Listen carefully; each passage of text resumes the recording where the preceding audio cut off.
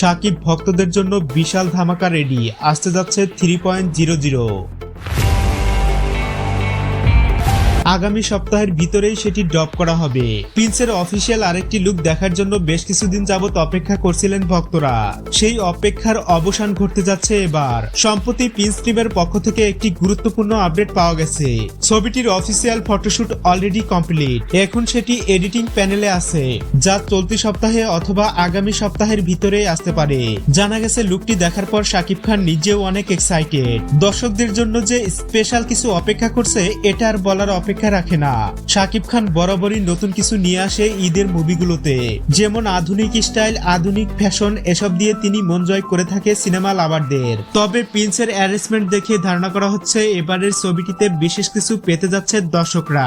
এমনকি এতে বলিউডের বড় মাপের কোনো অভিনেতাকেও দেখা যেতে পারে। প্রিয় ভিউয়ার্স, শাকিব খানের নতুন নতুন আপডেট পেতে চ্যানেলটি সাবস্ক্রাইব করে রাখুন। ধন্যবাদ।